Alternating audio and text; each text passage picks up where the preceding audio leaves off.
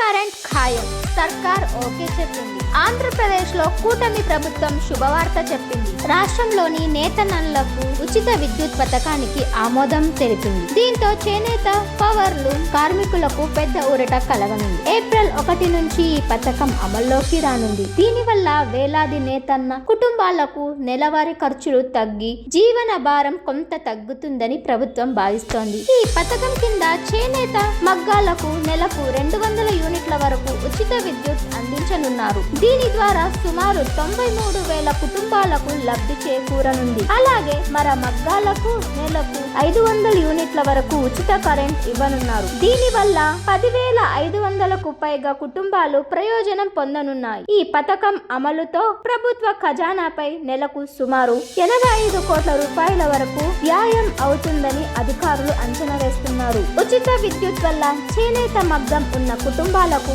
నెలకు దాదాపు 720 రూపాయల వరకు ఆదా అవుతుందని, ఏడాదికి ఇది 8,600కు పైగా ఉంటుందని మంత్రి సవిత తెలిపారు. మరమగ్గం లబ్ధిదారులకు నెలకు సుమారు 1,800 వరకు ఆదా అవుతుందని, ఏడాదికి ఇది 21,600 వరకు లాభం కలిగిస్తుందని చెప్పారు. ఈ విధంగా విద్యుత్ ఖర్చు తగ్గడంతో నేతన్నలు ఉత్పత్తిపై మరింత దృష్టి పెట్టగలుగుతారని ప్రభుత్వం భావిస్తోంది.